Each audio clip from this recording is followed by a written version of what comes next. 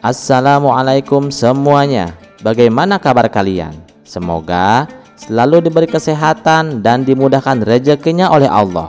Amin ya robbal alamin.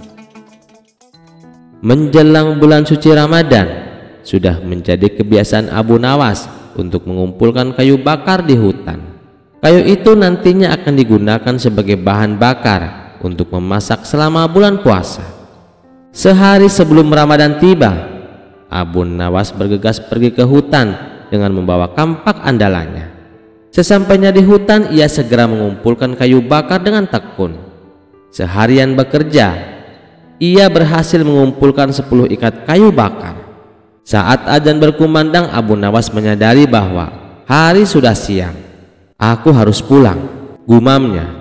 Ia pun memikul 1 ikat kayu bakar dan berjalan kembali ke rumah. Setibanya di rumah, Abu Nawas segera mandi untuk membersihkan diri, lalu menunaikan sholat zuhur. Tak ingin pekerjaannya tertunda, ia kembali ke hutan untuk mengambil sisa kayu bakar yang masih tertinggal. Waktu terus berjalan hingga matahari mulai condong ke barat.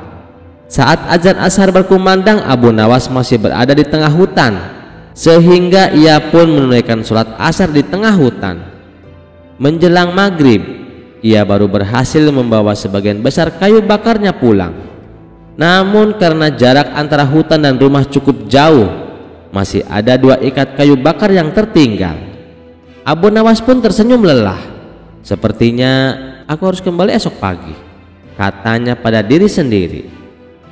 Saat azan maghrib berkumandang, Abu Nawas segera bergegas menuju musola untuk menunaikan sholat berjamaah. Ia merasa lega bisa menjalankan sholat bersama para jamaah di malam yang penuh berkah.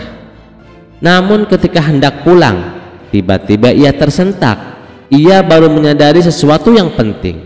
Besok adalah hari pertama puasa dan ia belum mandi besar serta keramas. "Astagfirullahaladzim, aku belum mandi suci. Padahal besok kan sudah mulai puasa ya," gumamnya panik. Abu Nawas pun merasa gelisah. Ia bingung, apa mandi besar sebelum puasa adalah kewajiban atau hanya sunnah? Tanpa berpikir panjang, ia segera mendekati seorang ulama yang masih duduk di tempat imam. "Maaf tuan ulama," kata Abu Nawas dengan wajah penuh kebingungan. "Saya baru ingat kalau saya belum mandi besar, sedangkan besok adalah hari pertama puasa. Bagaimana hukumnya? Apakah saya wajib mandi sebelum puasa dimulai?" Sang ulama tersenyum lembut mendengar pertanyaan itu. Dengan tenang ia menjawab, "Wahai Abu Nawas, mandi sebelum puasa Ramadan bukanlah sesuatu kewajiban, namun dianjurkan sebagai bagian dari kebersihan dan persiapan ibadah. Beberapa ulama menyebutkan bahwa mandi itu termasuk dalam mandi sunnah yang dilakukan sebelum ibadah besar seperti puasa atau sholat berjamaah di hari raya." Abu Nawas mengangguk-angguk mendengarkan dengan seksama. Sunnah ini bertujuan agar kita memasuki bulan suci dalam keadaan bersih dan segar. Meskipun tidak wajib, mandi ini memiliki nilai baik untuk dilakukan.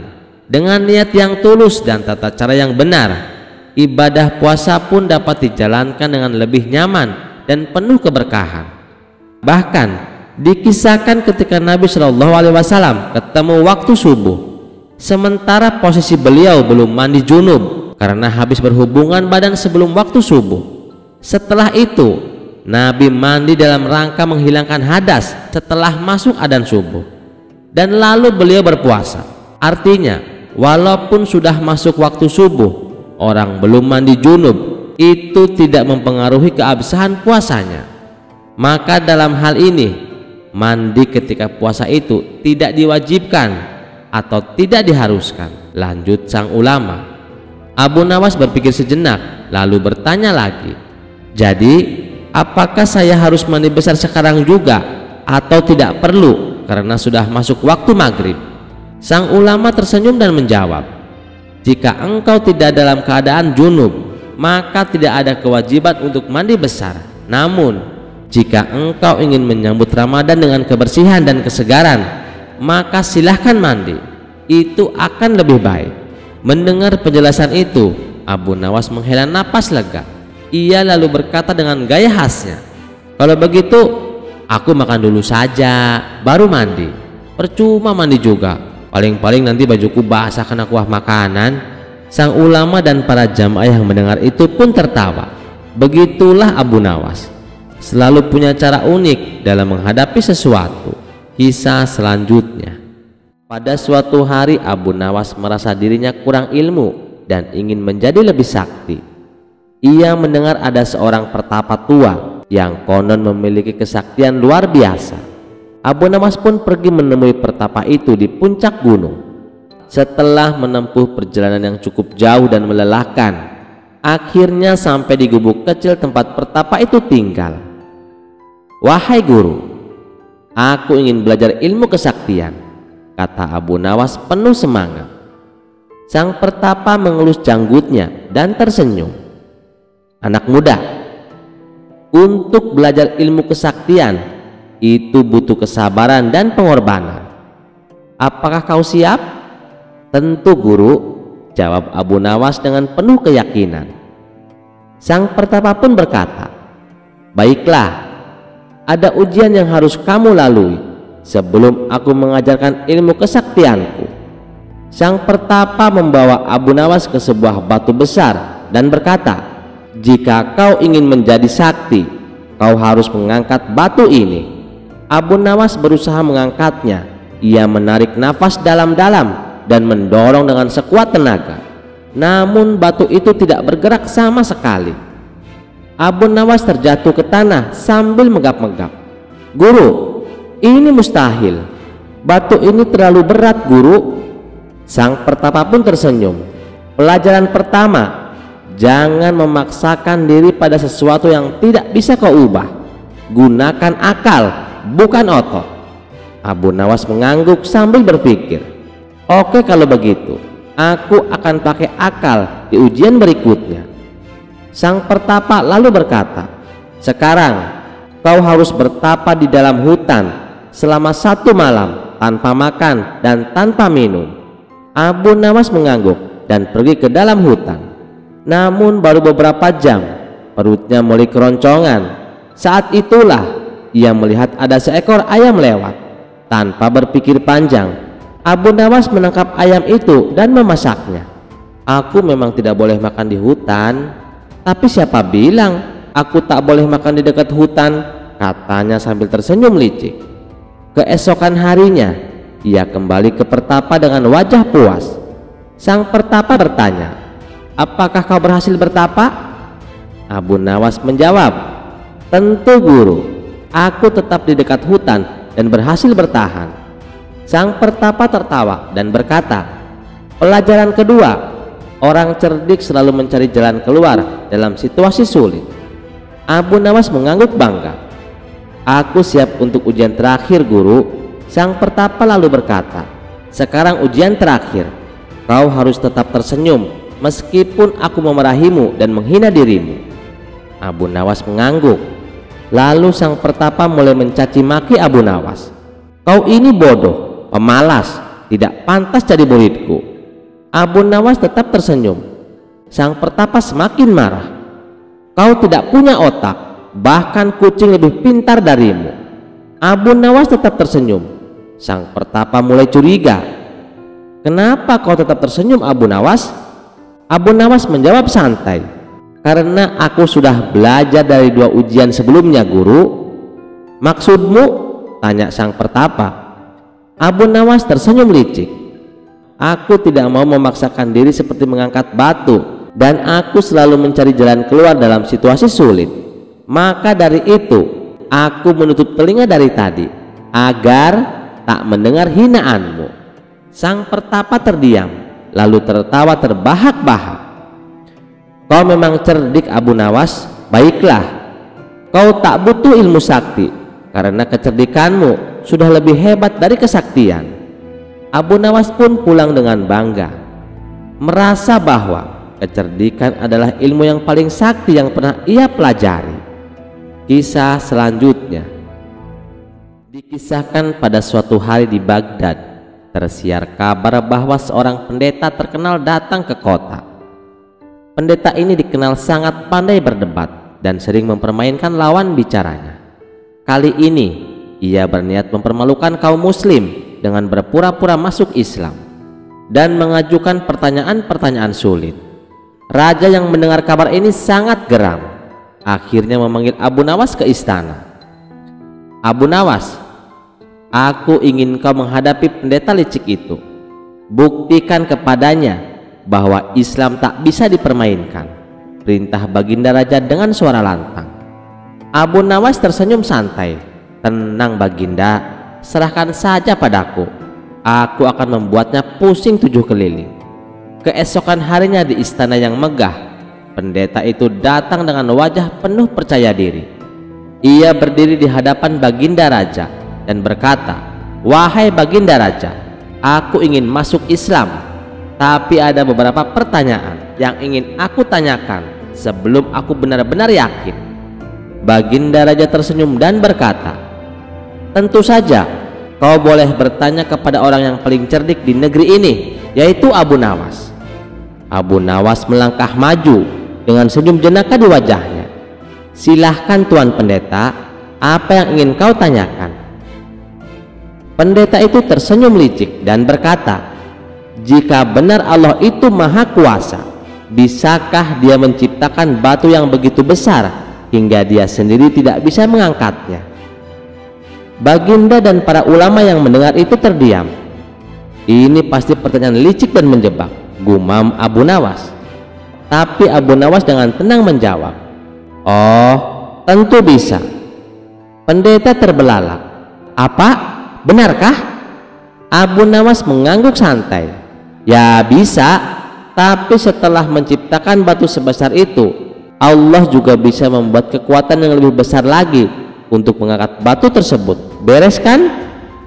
Pendeta terdiam sejenak, wajahnya mulai tegang. Ia tak menyangka jawaban Abu Nawas begitu sederhana namun cerdas. "Baiklah kalau begitu.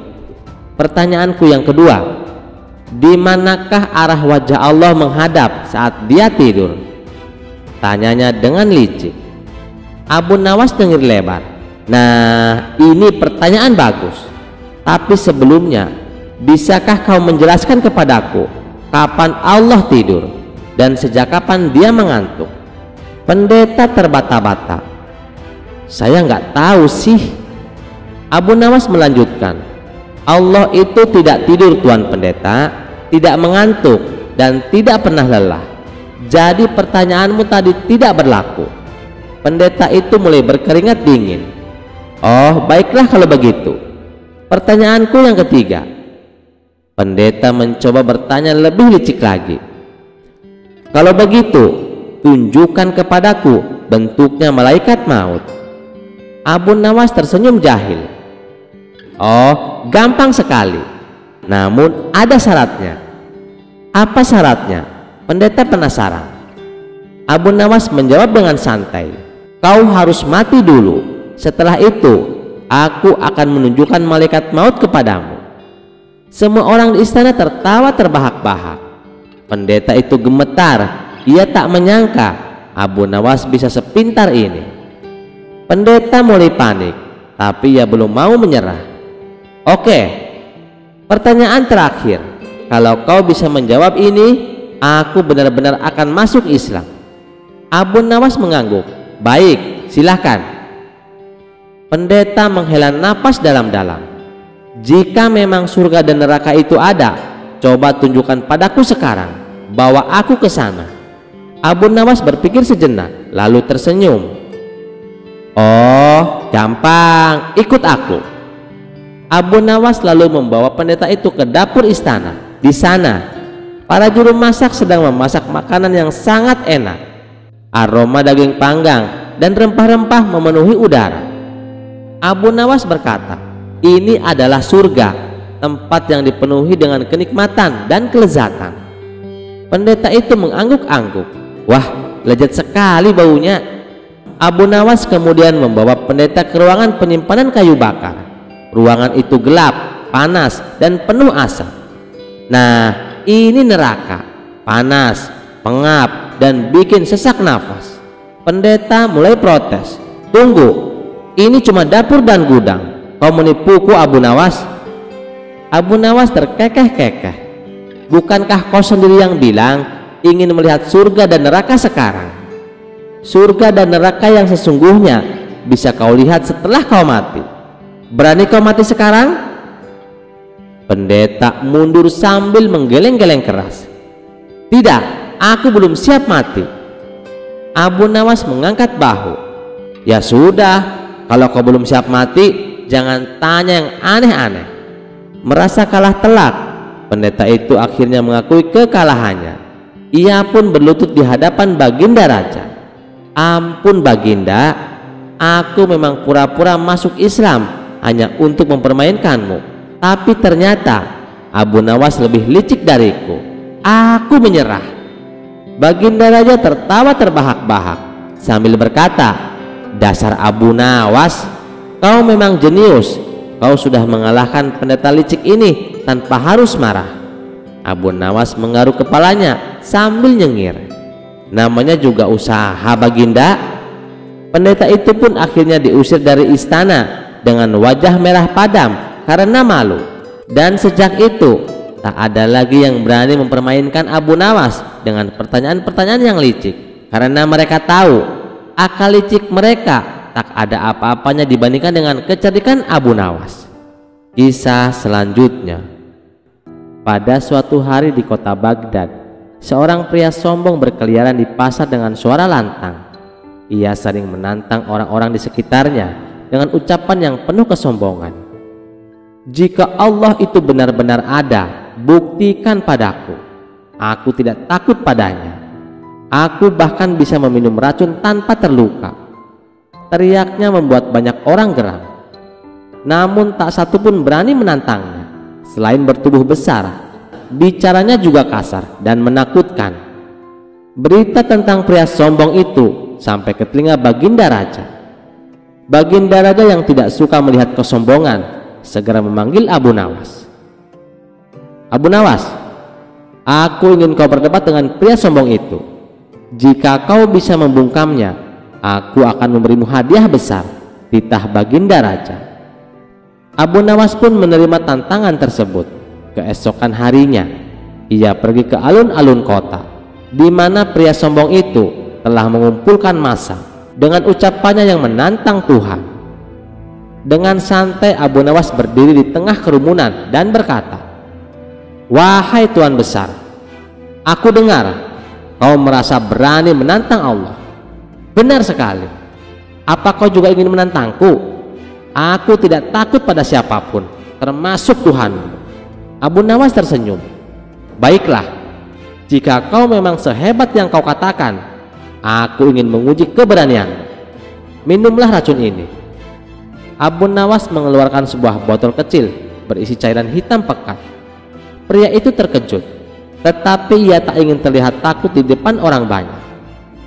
Apa racun itu benar-benar mematikan? Tanyanya sedikit ragu. Tentu saja, hanya orang yang percaya kepada Allah yang akan selamat setelah meminumnya, jawab Abu Nawas dengan nada meyakinkan. Kerumunan semakin riuh. Semua mata tertuju pada botol kecil itu.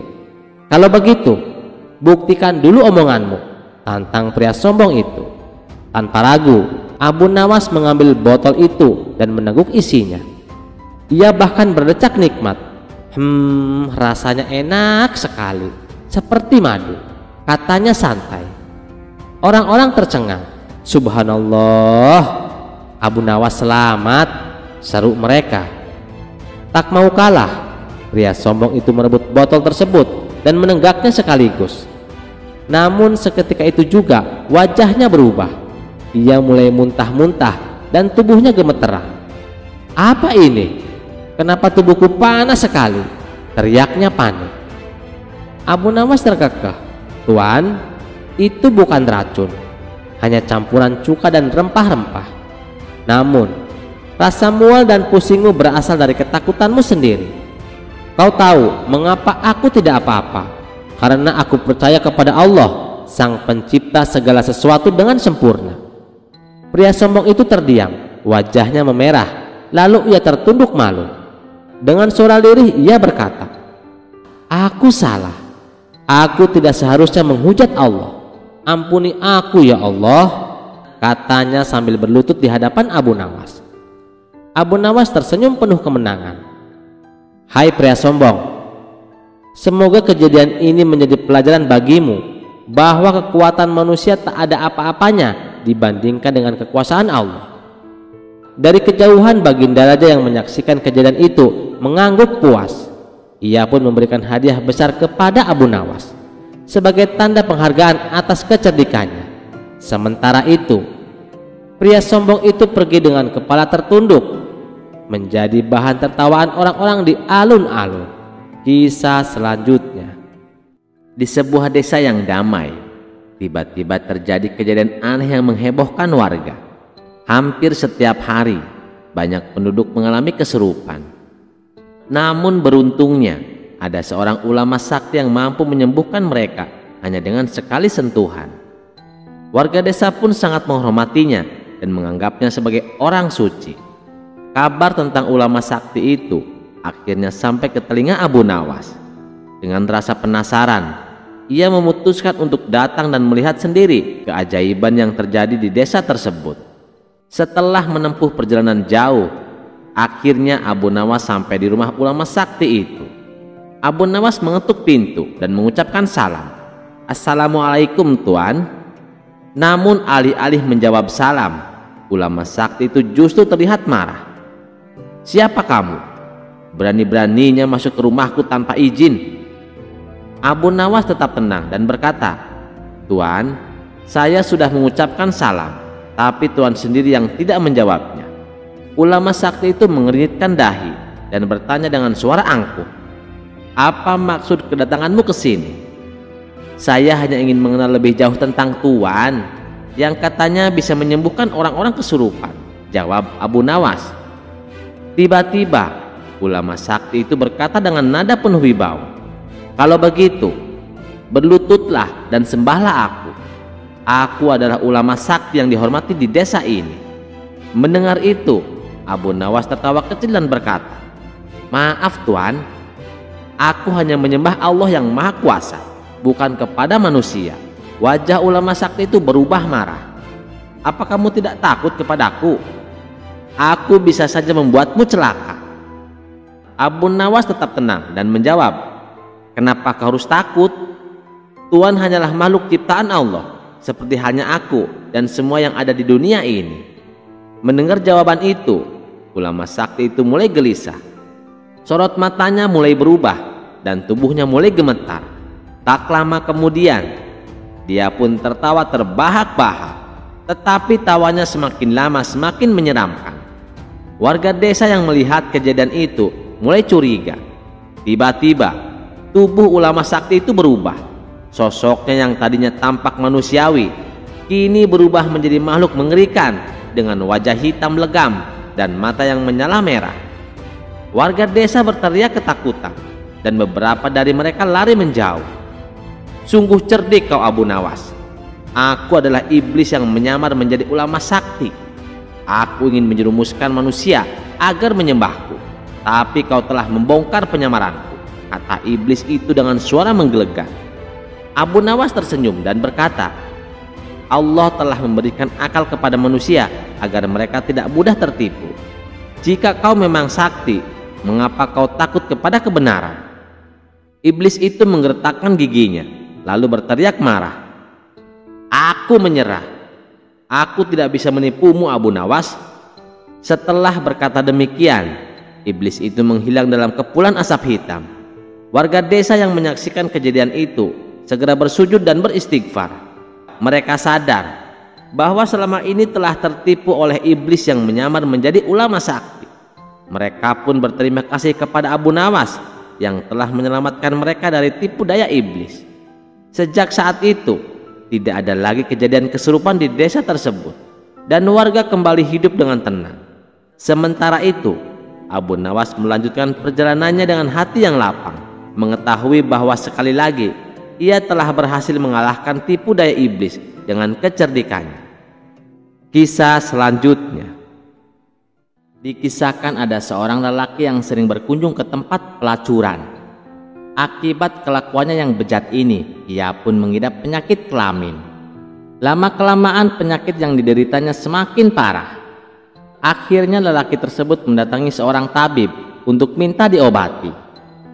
Ketika sang tabib memeriksa penyakitnya, ia pun menghela nafas panjang dan berkata, "Aduh, penyakitmu sudah parah ini. Tak ada jalan lain kecuali satu solusi." Lelaki itu pun bertanya, "Beritahu saya, Tuan, apa solusinya?" Sang tabib pun menjawab, "Kemaluanmu harus diamputasi ini. Penyakit ini bisa menyebar ke tubuhmu dan membuatmu mati di usia muda." Sontak si lelaki itu pun terkejut mendengar perkataan tabib itu. "Tuan, apa tidak ada cara lain, Tuan?" tanyanya dengan panik. "Aduh, maaf, tapi hanya ada satu-satunya cara," jawab sang tabib dengan tegas.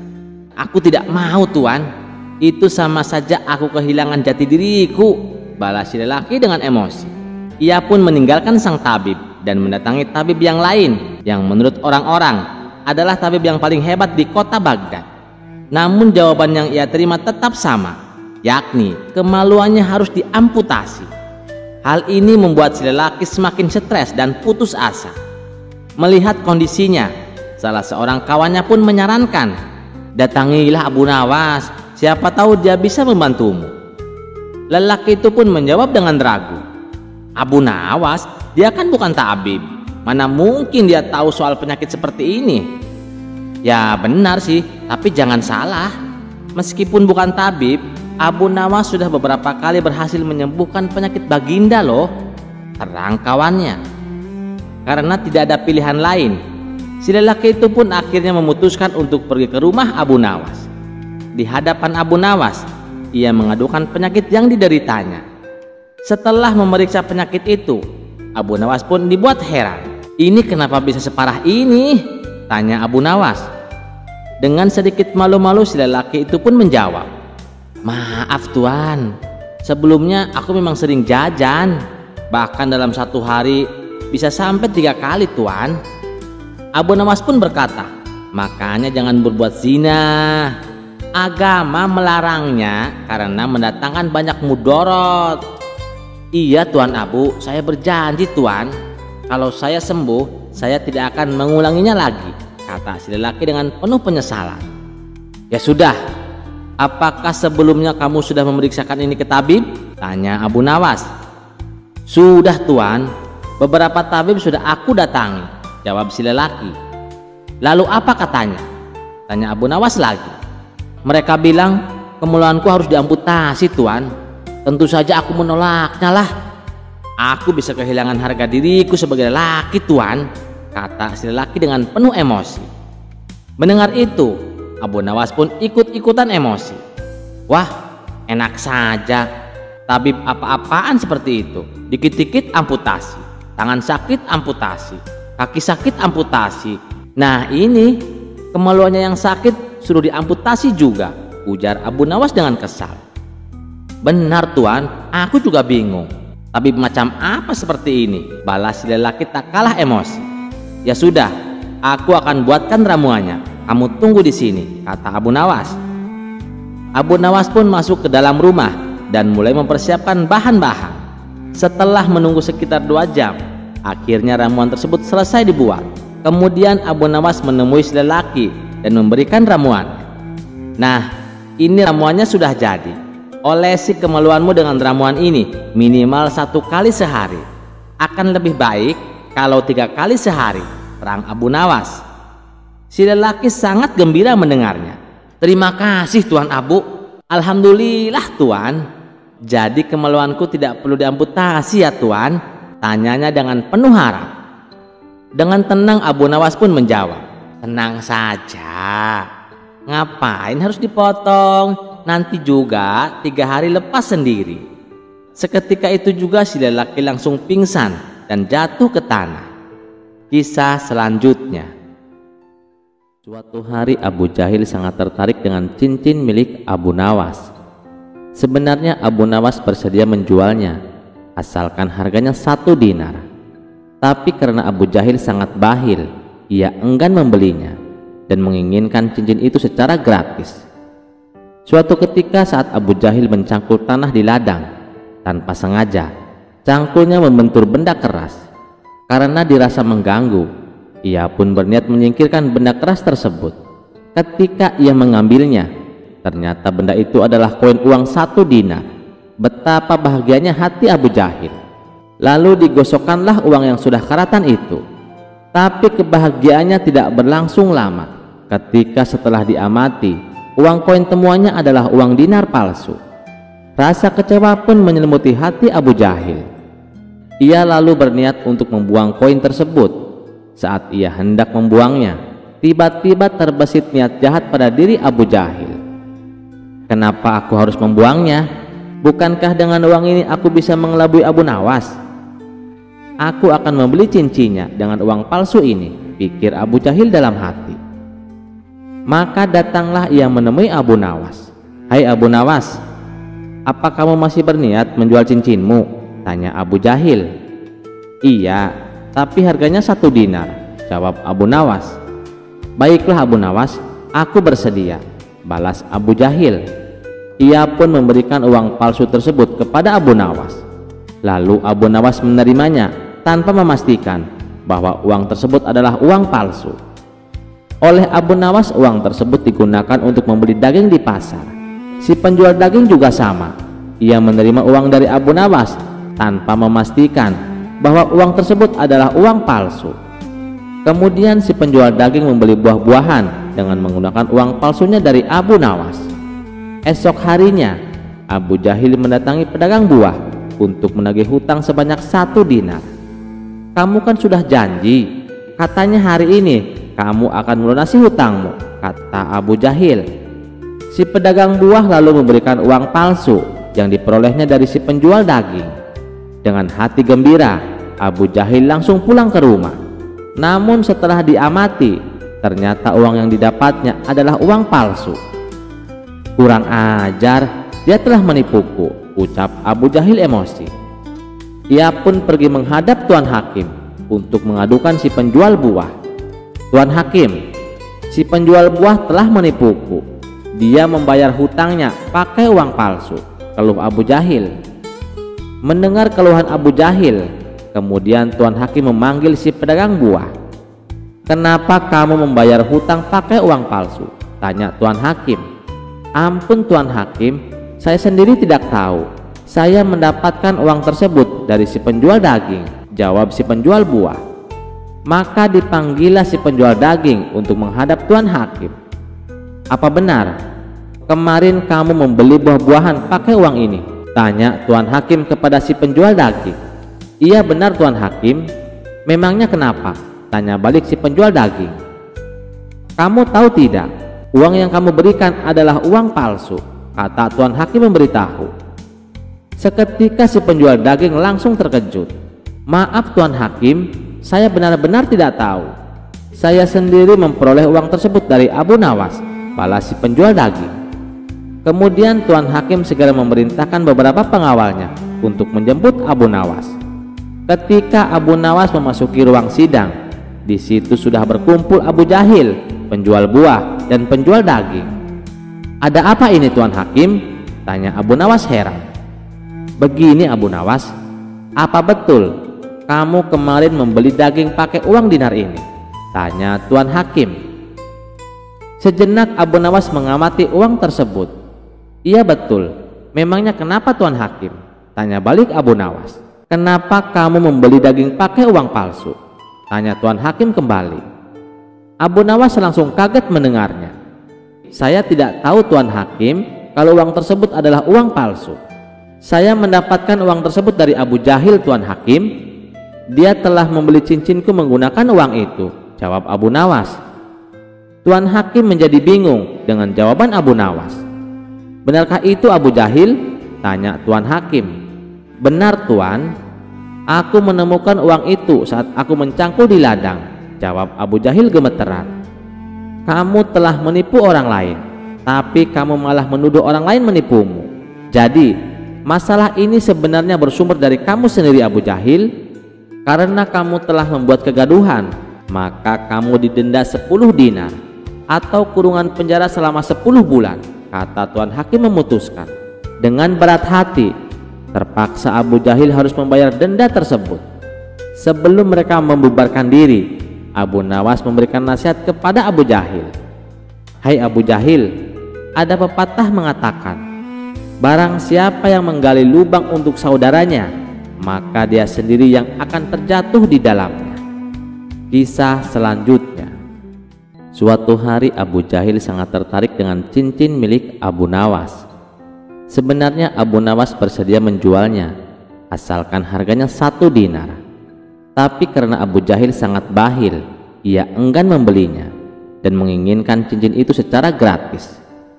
Suatu ketika saat Abu Jahil mencangkul tanah di ladang, tanpa sengaja cangkulnya membentur benda keras. Karena dirasa mengganggu, ia pun berniat menyingkirkan benda keras tersebut. Ketika ia mengambilnya, ternyata benda itu adalah koin uang 1 dinar. Betapa bahagianya hati Abu Jahil. Lalu digosokkanlah uang yang sudah karatan itu. Tapi kebahagiaannya tidak berlangsung lama. Ketika setelah diamati, uang koin temuannya adalah uang dinar palsu. Rasa kecewa pun menyelimuti hati Abu Jahil. Ia lalu berniat untuk membuang koin tersebut. Saat ia hendak membuangnya, tiba-tiba terbesit niat jahat pada diri Abu Jahil. Kenapa aku harus membuangnya? Bukankah dengan uang ini aku bisa mengelabui Abu Nawas? Aku akan membeli cincinnya dengan uang palsu ini, pikir Abu Jahil dalam hati. Maka datanglah ia menemui Abu Nawas. Hai Abu Nawas, apa kamu masih berniat menjual cincinmu? Tanya Abu Jahil. Iya, tapi harganya 1 dinar, jawab Abu Nawas. Baiklah Abu Nawas, aku bersedia, balas Abu Jahil. Ia pun memberikan uang palsu tersebut kepada Abu Nawas. Lalu Abu Nawas menerimanya tanpa memastikan bahwa uang tersebut adalah uang palsu. Oleh Abu Nawas, uang tersebut digunakan untuk membeli daging di pasar. Si penjual daging juga sama. Ia menerima uang dari Abu Nawas tanpa memastikan bahwa uang tersebut adalah uang palsu. Kemudian si penjual daging membeli buah-buahan dengan menggunakan uang palsunya dari Abu Nawas. Esok harinya, Abu Jahil mendatangi pedagang buah untuk menagih hutang sebanyak 1 dinar. Kamu kan sudah janji, katanya hari ini kamu akan melunasi hutangmu, kata Abu Jahil. Si pedagang buah lalu memberikan uang palsu yang diperolehnya dari si penjual daging. Dengan hati gembira, Abu Jahil langsung pulang ke rumah. Namun setelah diamati, ternyata uang yang didapatnya adalah uang palsu. Kurang ajar, dia telah menipuku, ucap Abu Jahil emosi. Ia pun pergi menghadap Tuan Hakim untuk mengadukan si penjual buah. Tuan Hakim, si penjual buah telah menipuku. Dia membayar hutangnya pakai uang palsu, keluh Abu Jahil. Mendengar keluhan Abu Jahil, kemudian Tuan Hakim memanggil si pedagang buah. Kenapa kamu membayar hutang pakai uang palsu? Tanya Tuan Hakim. Ampun Tuan Hakim, saya sendiri tidak tahu. Saya mendapatkan uang tersebut dari si penjual daging, jawab si penjual buah. Maka dipanggillah si penjual daging untuk menghadap Tuan Hakim.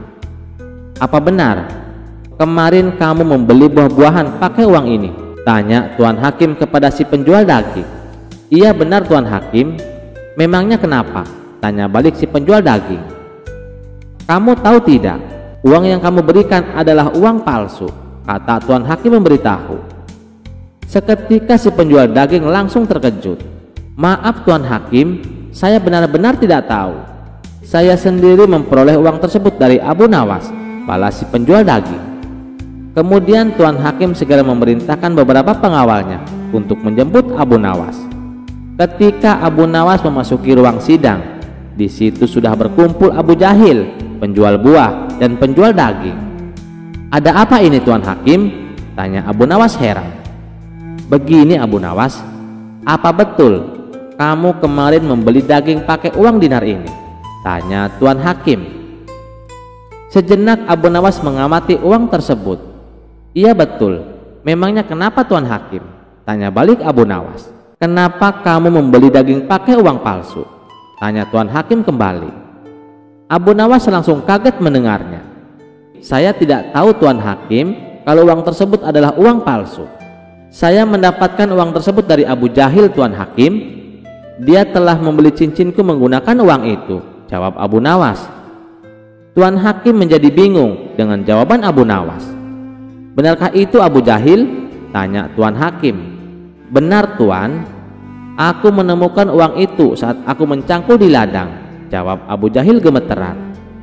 Kamu telah menipu orang lain, tapi kamu malah menuduh orang lain menipumu. Jadi masalah ini sebenarnya bersumber dari kamu sendiri Abu Jahil. Karena kamu telah membuat kegaduhan, maka kamu didenda 10 dinar atau kurungan penjara selama 10 bulan, kata Tuan Hakim memutuskan. Dengan berat hati, terpaksa Abu Jahil harus membayar denda tersebut. Sebelum mereka membubarkan diri, Abu Nawas memberikan nasihat kepada Abu Jahil. Hai Abu Jahil, ada pepatah mengatakan, barang siapa yang menggali lubang untuk saudaranya, maka dia sendiri yang akan terjatuh di dalamnya. Kisah selanjutnya. Di sebuah kerajaan yang dipimpin oleh Baginda Raja, terdapat sebuah pasar yang semula ramai dan sejahtera, namun kini berubah menjadi tempat yang penuh ketakutan. 3 orang preman kejam menguasai wilayah itu. Setiap hari mereka memalak para pedagang dengan kasar, tak jarang menggunakan kekerasan. Hasil dari pemalakan itu mereka gunakan untuk mabuk-mabukan, berjudi, dan berpoya-poya dengan perempuan. Perdana Menteri yang mendengar keluhan para pedagang segera melapor kejadian ini kepada Baginda Raja. Dengan wajah muram, sang raja termenung sejenak sebelum akhirnya tersenyum kecil. Ia tahu hanya ada 1 orang yang bisa menangani masalah ini, yaitu Abu Nawas. Ketika dipanggil ke istana, Abu Nawas mendengar dengan seksama keluhan sang raja. Abu Nawas, aku ingin kau menyingkirkan preman-preman ini, titah Baginda Raja. Abu Nawas tersenyum penuh percaya diri. Serahkan masalah ini kepada hamba Baginda. Dengan berpakaian sederhana dan sikap santun, Abu Nawas menuju pasar tempat ketiga preman itu beraksi. Saat tiba, ia mendekati mereka dan memperkenalkan diri. Dengan ramah dan santun, ia berbicara tentang banyak hal, politik, ekonomi, bahkan agama. Preman-preman yang semula kasar itu merasa heran dengan kehadiran pria yang begitu sopan namun asik diajak bicara. Lambat laun mereka merasa nyaman berbincang dengan Abu Nawas. Tak hanya itu, Abu Nawas juga menraktir mereka makan, minum, dan rokok. Ia bergaul dengan mereka seolah-olah mereka adalah sahabat lamanya. Ketika waktu zuhur tiba, Abu Nawas mengajak ketiga preman itu untuk sholat. Namun mereka menolak mentah-mentah. Apa gunanya sholat? Kami sudah biasa hidup seperti ini, ujar salah satu preman. Namun Abu Nawas tidak menyerah. Dengan lemah lembut ia berkata, bagaimana jika aku berikan kalian masing-masing 1 dinar setiap kali ikut sholat berjamaah denganku? Mata para preman itu membelalak. Di zaman itu 1 dinar adalah jumlah yang sangat besar. Tanpa pikir panjang, mereka menerima tawaran Abu Nawas. Setiap waktu sholat, mereka datang dan sholat berjamaah dengannya. Awalnya mereka hanya melakukannya demi uang, tapi semakin lama mereka mulai terbiasa. Hari demi hari berlalu, Abu Nawas tetap menemani mereka, memberikan nasihat-nasihat kecil tentang kehidupan. Mereka mulai merasa tenang dan damai setiap kali sholat. Setelah 3 bulan berlalu, kebiasaan sholat mulai mengakar dalam diri mereka. Hingga pada suatu hari Abu Nawas menghilang. Hari pertama tanpa Abu Nawas, ketiga preman itu mulai gelisah. Biasanya mereka akan sholat berjamaah dengannya, tapi kini ia tak ada. Hari kedua dan ketiga pun berlalu, namun Abu Nawas tetap tidak muncul. Mereka mulai merasa kehilangan, bukan karena uang 1 dinar, tetapi karena perasaan damai yang selalu hadir saat bersama Abu Nawas. Dalam kebingungan, mereka duduk di teras masjid hingga seorang ustadz mendekati mereka. Ada apa? Kalian tampak gelisah, tanyanya. Salah satu dari mereka pun bercerita tentang pria misterius yang telah mengubah hidup mereka. Mereka tidak menyadari bahwa Tanpa paksaan kini mereka berubah. Mereka tidak lagi merampok dan memalak, bahkan mereka mulai mencari pekerjaan halal untuk menghidupi diri sendiri. Sang ustadz tersenyum dan berkata, "Abu Nawas telah menyadarkan kalian dengan cara yang luar biasa. Kini teruslah di jalan kebaikan." Sejak hari itu, ketiga preman itu benar-benar bertaubat. Pasar kembali aman dan para pedagang tak lagi merasa takut. Ketika Baginda Raja mendengar kisah ini, ia tertawa puas. Abu Nawas memang selalu punya cara yang unik. Dia tidak hanya menyingkirkan preman, tetapi juga mengubah mereka menjadi orang baik. Dan begitulah kisah bagaimana kecerdikan Abu Nawas. Ia mampu mengubah tiga preman menjadi pribadi yang lebih baik, tanpa kekerasan, hanya dengan kesabaran dan kebijaksanaan. Kisah selanjutnya, Abu Nawas tidak hanya dikenal sebagai ulama yang cerdas dalam hal agama, tetapi juga memiliki pendekatan unik dan seringkali tidak terduga dalam menghadapi tantangan-tantangan besar. Kala itu di kota Baghdad, ada satu tempat perjudian terbesar pada masa itu. Tempat itu sangat terkenal di kalangan masyarakat karena dianggap sebagai pusat perjudian yang sulit disentuh hukum atau aparat keamanan. Tidak sedikit pihak yang mencoba untuk menutup tempat tersebut, namun selalu gagal. Hal ini disebabkan karena adanya backing atau perlindungan dari pihak-pihak kuat yang membuat tempat itu tetap beroperasi. Namun, semua itu berubah ketika Abu Nawas mulai terlibat langsung untuk membubarkan tempat tersebut. Abu Nawas memiliki cara yang unik dalam menghadapi para pelaku perjudian. Beliau tidak serta-merta melakukan penggerebekan atau melaporkan mereka kepada pihak berwenang. Suatu malam Abu Nawas datang ke tempat perjudian. Saat melihatnya masuk, para penjudi tertawa kecil. "Lihat siapa yang datang. Seorang penyair miskin ingin berjudi," seru salah satu penjudi. Namun Abu Nawas hanya tersenyum. Ia mendekati meja permainan dan berkata, "Bolehkan aku ikut bermain? Siapa tahu nasibku lebih baik dari kalian." Para penjudi menertawakannya, tetapi mereka membiarkannya bermain. Dengan modal seadanya, Abu Nawas mulai bertaruh. Keanehan pun terjadi. Setiap kali Abu Nawas bertaruh, hasilnya selalu membuatnya menang. Kemenangan demi kemenangan yang diraih oleh Abu Nawas membuat para cukong besar di tempat tersebut mengalami kerugian yang tidak sedikit. "Tunggu, ini tidak masuk akal. Bagaimana mungkin kau menang terus?" seru seorang penjudi. Pemilik rumah judi pun mulai berkeringat. Jika Abu Nawas menang terus, mereka akan bangkrut. Malam itu Abu Nawas membawa pulang banyak uang, sedangkan para penjudi yang kalah menjadi ragu untuk bermain lagi. Uang yang diperolehnya dari hasil judi tidak pernah dinikmati sendiri. Abu Nawas justru membagikan semua hasil kemenangannya kepada para tukang kebun dan pedagang kopi yang ada di sekitar desanya. Keesokan harinya, Abu Nawas kembali ke tempat itu dan ikut bermain lagi. Sekali lagi, Abu Nawas menang dengan mudah. Melihat hal itu, para penjudi yang biasa bertaruh mulai ragu-ragu. "Untuk apa aku berjudi kalau Abu Nawas yang selalu menang?" kata salah seorang penjudi. "Benar juga, lebih baik aku pulang dan tidak kehilangan uangku," ujar yang lain. Mereka mulai merasa bahwa perjudian bukan lagi jalan yang menguntungkan, melainkan justru mendatangkan kerugian besar bagi mereka sendiri.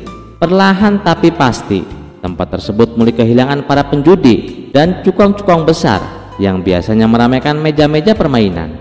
Pemilik rumah judi mulai stres. Keuntungan mereka berkurang drastis, bahkan mereka mengalami kerugian besar.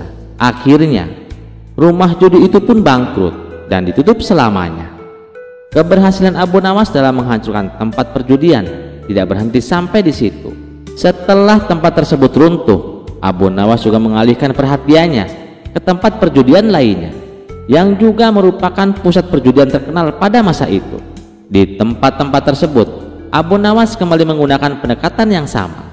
Ia menyambangi tempat-tempat itu, ikut bermain, dan selalu menang. Kemenangan Abu Nawas di tempat-tempat perjudian itu bukan hanya sekedar keberuntungan. Banyak yang meyakini bahwa apa yang dilakukan oleh Abu Nawas merupakan kecerdikan yang dimiliki sebagai penyair dan sufi yang sangat cerdas. Tidak hanya menghancurkan tempat perjudian secara fisik, Abu Nawas juga berhasil menghancurkan mental para pelakunya, sehingga mereka kapok untuk terlibat dalam dunia perjudian. Selain itu, Abu Nawas juga dikenal sebagai sosok yang sangat peduli kepada masyarakat kecil. Ketika beliau mendapatkan uang dari hasil kemenangan dalam perjudian, uang tersebut tidak pernah digunakan untuk kepentingan pribadi. Dari kejadian itu banyak orang yang akhirnya mulai meninggalkan perjudian dan mencari jalan hidup yang lebih baik. Tempat-tempat yang dulu dikenal sebagai pusat perjudian akhirnya berubah menjadi tempat yang lebih tenang dan damai. Kisah selanjutnya. Pada suatu malam, penduduk Baghdad dirundung keresahan.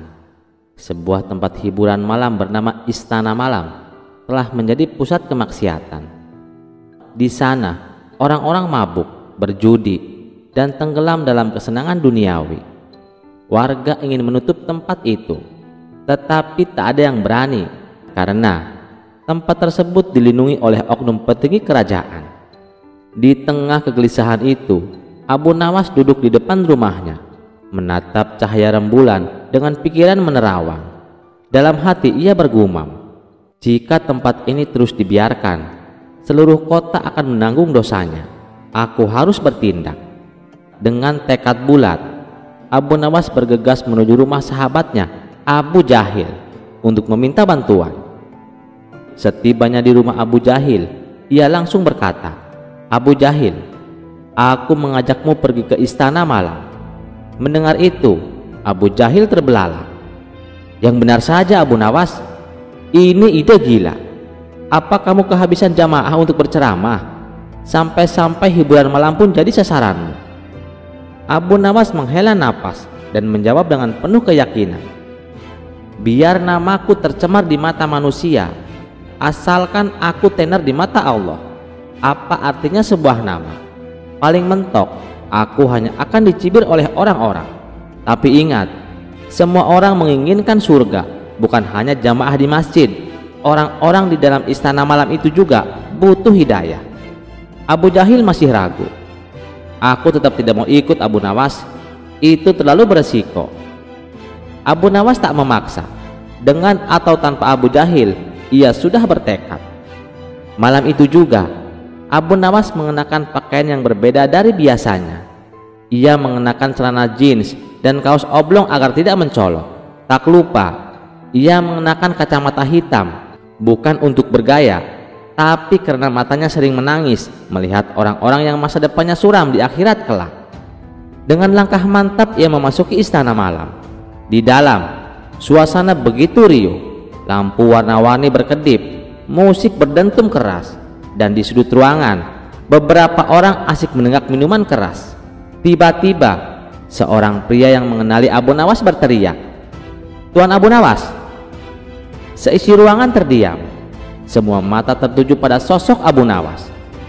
Orang yang memanggil tadi langsung menghampirinya. "Tuan Abu Nawas, kemari, gabunglah dengan kami." Tanpa ragu, dan duduk di antara para pengunjung yang sudah setengah mabuk, ia melambaikan tangan memanggil seorang pelayan. Seorang pelayan mendekatinya. "Selamat datang Tuan, mau minuman spesial?" Abu Nawas pura-pura berpikir, "Apa ada susu unta?" Pelayan itu mengerenyit, "Kami punya arak terbaik dari Persia, bukan susu unta."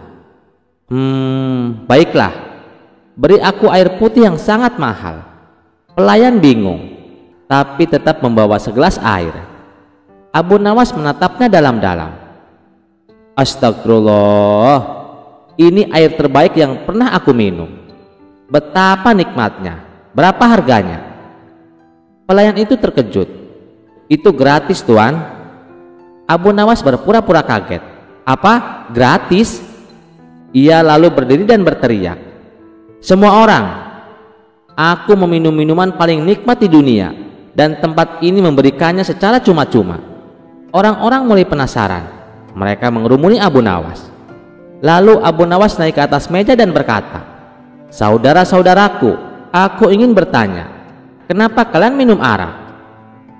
Seorang pria mabuk menjawab, "Karena enak Tuan." "Betulkah?" tanya Abu Nawas. "Coba aku lihat." Ia mengambil segelas arak dan mencelupkan jarinya. Lalu ia menjilatnya sedikit.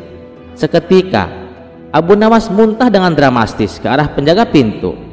Wah! Ya Allah, kenapa rasanya seperti air kencing unta tua? Pasti ini ada yang meracuniku. Orang-orang terkejut. Seorang pria yang sudah setengah mabuk langsung panik. Benarkah? Semua orang mulai ragu. Mereka mulai mencium gelas mereka sendiri dan berpikir. Abu Nawas tidak berhenti di situ. Ia berkeliling mendekati pasangan yang sedang berjoget. Kalian sedang apa? Tanya Abu Nawas. Kami sedang menari, Tuan, jawab seorang wanita sambil tersenyum menggoda. Oh begitu. Lalu setelah menari kalian mau apa? Kami ya bersenang-senang, Tuan, kata lelaki di sebelahnya.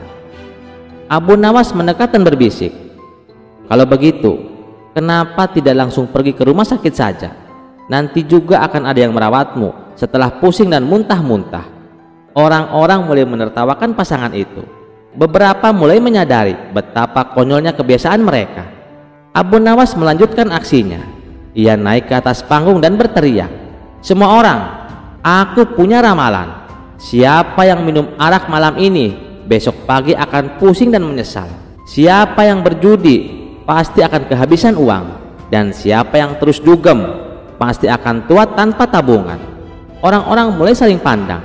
Lalu seorang pria dengan mata berkaca-kaca mendekati Abu Nawas. Apakah ini pertanda aku harus berhenti?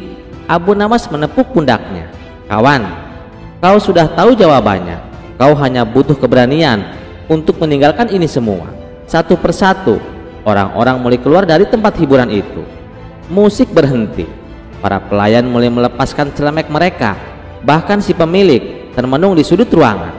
Akhirnya ia mendekati Abu Nawas. Aku tidak percaya ini terjadi. Bagaimana kau bisa membuat mereka pergi? Abu Nawas tersenyum.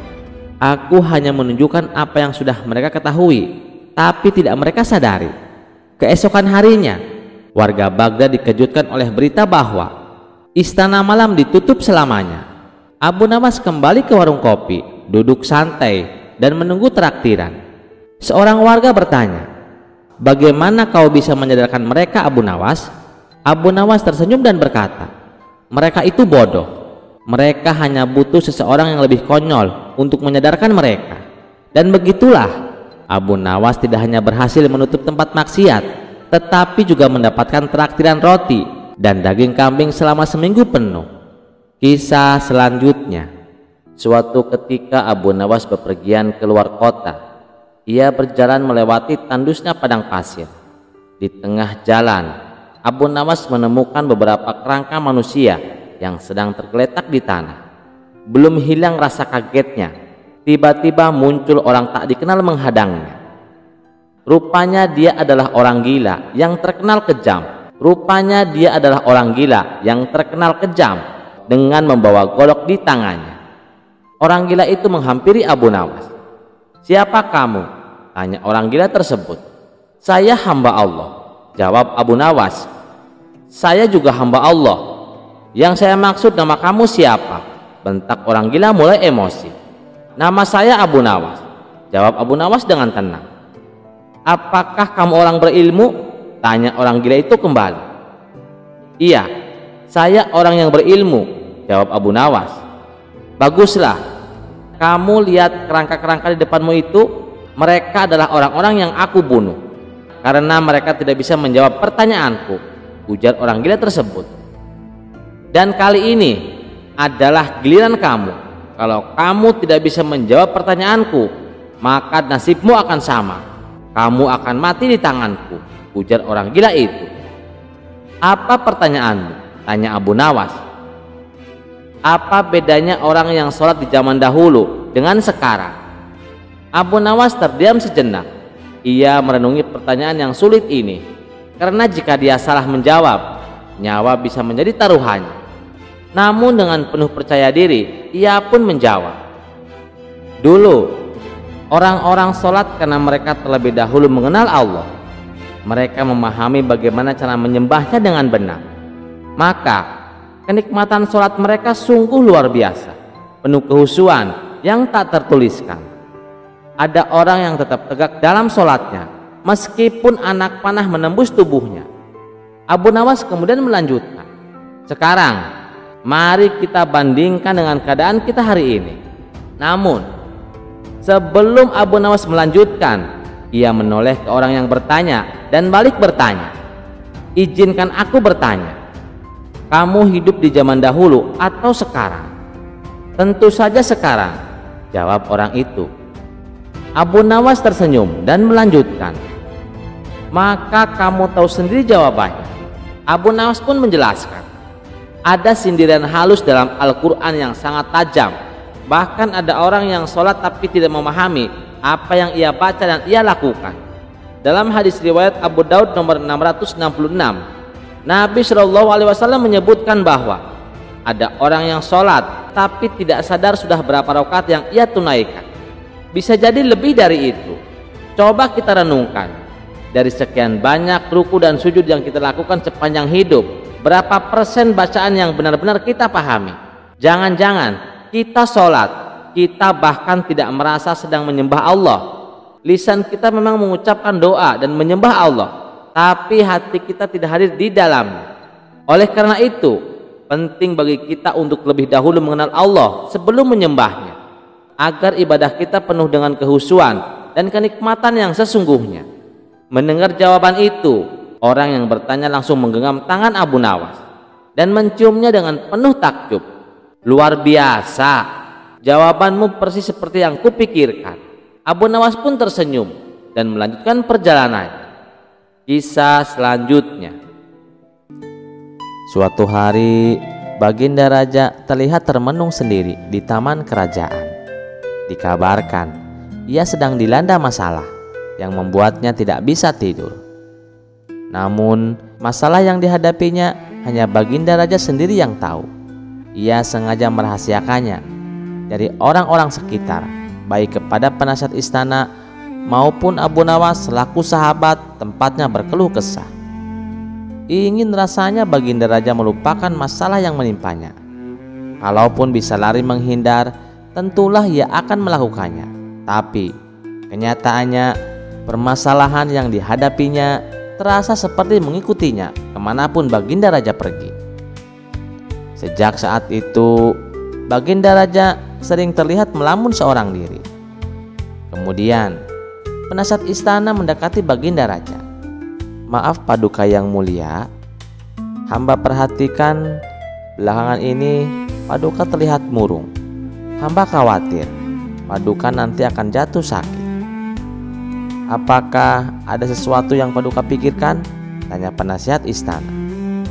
Tidak ada apa-apa, aku baik-baik saja. Kamu urusi saja pekerjaanmu, jawab Baginda Raja dengan memalingkan wajahnya. Penasihat istana pun hanya terdiam. Ia merasakan gelagat bahwa Baginda Raja sedang dilanda masalah yang besar.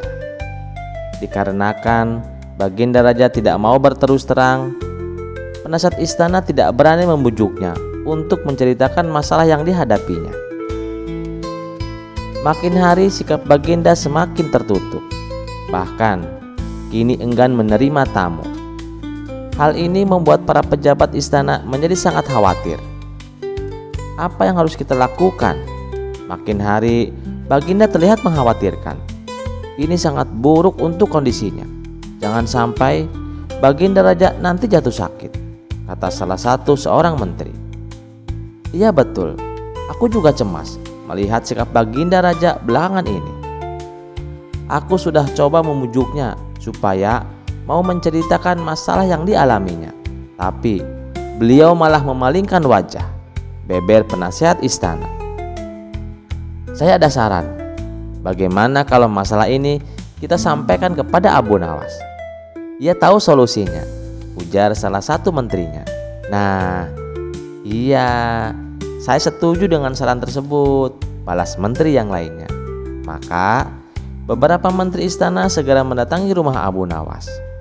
Melihat yang datang adalah para menteri, Abu Nawas sempat terkejut karena biasanya yang diutus Baginda Raja adalah prajurit istana. Kenapa kalian yang datang? Tanya Abu Nawas. Kami kesini bukan diutus Baginda Raja, tapi atas kemauan sendiri, jawab para menteri istana. Kemudian para menteri ini memberitahu Abu Nawas tentang keadaan yang menimpa Baginda Raja. Kami semua sudah berusaha memberi perhatian, tapi Baginda Raja selalu menutup diri, kata salah satu menterinya. Oh begitu, aku akan coba menghiburnya. Mari kita ke istana sekarang, ajak Abu Nawas.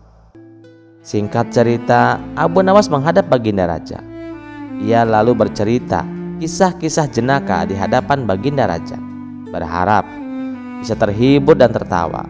Tapi ternyata tidak ada reaksi apapun. Baginda Raja hanya terdiam, malah meninggalkan Abu Nawas lalu masuk ke kamarnya. Selepas Baginda Raja pergi, para menteri segera menghampiri Abu Nawas. Bagaimana ini Abu Nawas? Kamu lihat sendiri kan, ucap mereka. Sepertinya Baginda Raja sedang mengalami masalah berat. Biarkan aku pulang dulu. Aku akan memikirkan cara untuk mengatasi masalah ini, ucap Abu Nawas. Setibanya di rumah, Abu Nawas terus memikirkan cara terbaik untuk memecahkan masalah tersebut. Setelah berpikir cukup lama, akhirnya Abu Nawas menemukan ide cemerlang. Esok harinya, Abu Nawas pergi ke pasar. Di hadapan orang-orang, Abu Nawas berteriak, "Wahai kalian, apakah di antara kalian ada yang bisa memasukkan unta ke lubang jarum?" Mendengar pertanyaan Abu Nawas, semua orang yang ada di sana heran. Salah satu dari mereka lalu menjawab, "Mana mungkin bisa, itu perkara yang mustahil." Dengan lantang, Abu Nawas juga membalas, "Tidak ada perkara yang mustahil, jangankan aku, anak kecil pun bisa," jawab Abu Nawas. "Kalau kamu memang bisa, tunjukkanlah kepada kami," pinta mereka. "Maaf kawan-kawan, sayangnya aku hanya bisa membuktikannya bila di hadapan Baginda Raja," jawab Abu Nawas. Begitulah seterusnya. Setiap ada keramaian orang ataupun perkumpulan, Abu Nawas selalu mengatakan hal yang sama. Akhirnya kabar tentang Abu Nawas bisa memasukkan unta ke dalam lubang jarum sampai juga hingga telinga Baginda Raja. Awalnya Baginda Raja tidak terlalu memperdulikannya, tapi lama-kelamaan timbul juga rasa penasaran pada dirinya. Maka diperintahkan beberapa pengawal istana memanggil Abu Nawas. "Maaf Tuan Abu, Anda diperintah Paduka untuk datang ke istana," ucap seorang prajurit. "Benarkah?" tanya Abu Nawas memastikan. "Benar Tuan Abu Nawas," jawab sang prajurit. "Rencanaku akhirnya berhasil," pikir Abu Nawas. "Oh ya, bagaimana kondisi Baginda Raja?" tanya Abu Nawas lagi. "Ya begitulah Tuan Abu Nawas, Baginda Raja masih sering mengurung diri dan masih sering tampak termenung," jawab salah satu prajurit. "Baiklah, aku akan ke sana sekarang," balas Abu Nawas. Tidak lama kemudian, Abu Nawas sampai ke istana menghadap Baginda Raja. "Wahai Abu Nawas, aku dengar kamu bisa memasukkan seekor unta ke lubang jarum. Kamu bersedia membuktikannya di hadapanku? Benarkah itu?" tanya Baginda Raja. "Itu benar Paduka yang mulia," jawab Abu Nawas. "Bagaimana mungkin? Aku rasa itu perkara yang mustahil," balas Baginda Raja. "Ampun Paduka, di dunia ini tidak ada yang mustahil," ujar Abu Nawas. "Baiklah, sekarang coba kau buktikan," perintah Baginda Raja. "Caranya mudah Paduka. Kita tinggal membuat jarum yang lubangnya lebih besar daripada seekor unta.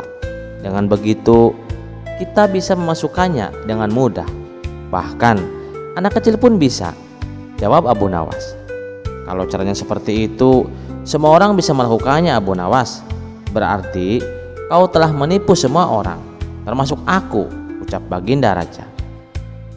"Hamba tidak pernah menipu siapapun Paduka, dan hamba juga tidak pernah menipu Paduka. Hamba tidak pernah mengatakan bahwa jarum yang hamba maksud adalah jarum yang kecil," balas Abu Nawas. "Iya, itu benar. Tapi apa maksud dari pernyataan itu?" tanya Baginda Raja.